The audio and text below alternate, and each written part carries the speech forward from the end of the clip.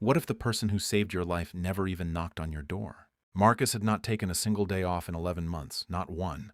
And the night everything changed, he almost missed it completely. Marcus Webb was a 34-year-old, father of two living in a quiet suburb outside of Columbus, Ohio.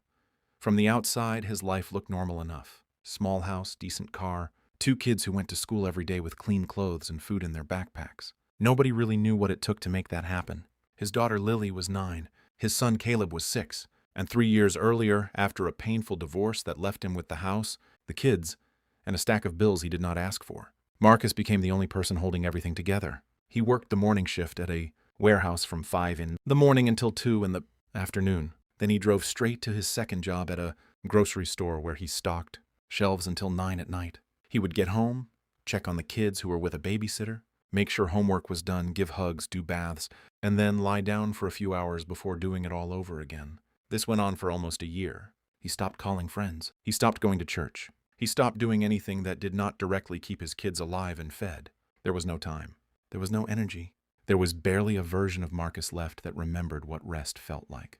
His neighbor Diana had lived next door for 3 years. They would wave sometimes, exchange small talk about the weather or the trash pickup schedule. She was a retired teacher in her late 60s, who lived alone and spent most of her mornings gardening in her front yard. Diana had been watching Marcus for months, not in a creepy way. In the way that older women who have lived long enough sometimes notice the things everyone else walks past. She saw his car leave before the sun came up.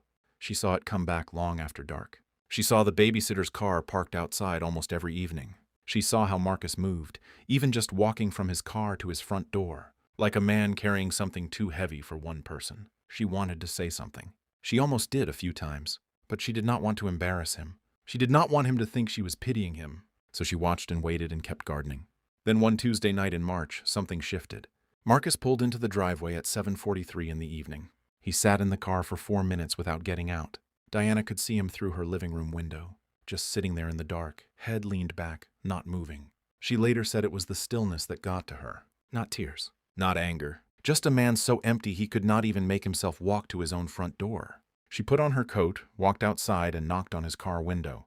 Marcus rolled it down, confused, a little embarrassed. She did not say anything dramatic. She did not give a speech. She just looked at him and said, "I see what you're doing for those babies. And I want you to know you're doing it." That was it. Marcus said later that he did not even fully understand why those words hit him so hard. He had heard encouragement before. People said, "You got this and stay strong all the time." But this was different. Diana was not telling him to keep going. She was not giving him a pep talk. She was just telling him that she saw him, that his effort was real, that somebody had been paying attention this whole time. He started crying in the car. Not the quiet kind. The kind that comes out when you have been holding something in for so long that your body just stops cooperating. Diana stood outside that car for 20 minutes while he cried. She did not try to fix it. She did not offer advice. She just stayed there. That night changed something in Marcus. Not his schedule, not his finances. Those were still hard. But something inside him shifted.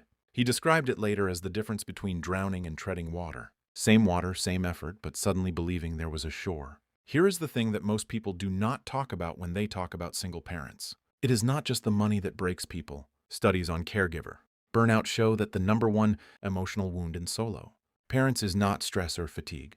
It is invisibility. The feeling that nobody sees the sacrifice.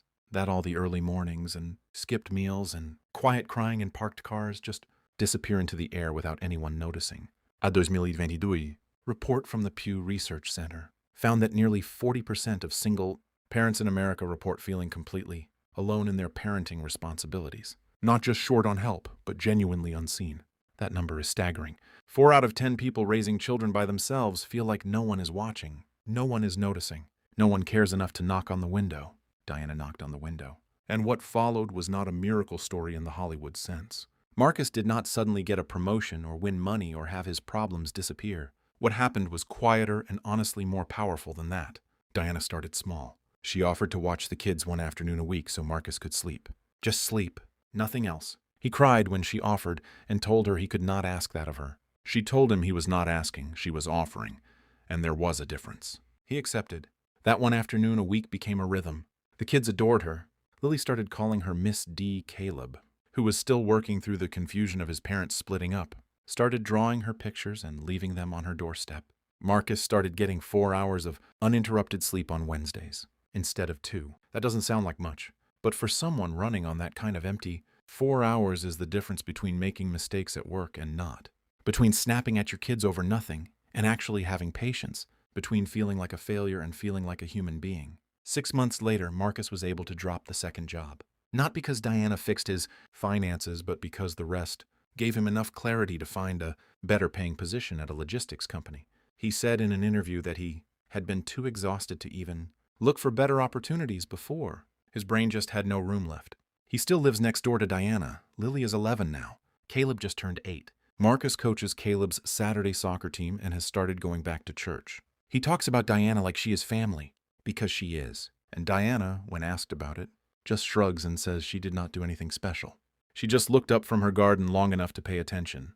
That is the part of this story that should sit with all of us. Because Diana did not have money to give. She did not have connections or resources or a magic solution. She had attention. She had eyes that were willing to look. She had legs that were willing to walk across a driveway. She had a voice that was willing to say, "I see you," out loud instead of just thinking it and going back inside. How many Marcuses are in your neighborhood right now? How many people are sitting in their cars in the dark, too tired to walk inside, waiting for someone to notice? It costs nothing to knock on the window. The world has enough people who mean well. What it actually needs are people willing to walk across the driveway. If this story moved you, the next video is already on your screen. Go watch it now.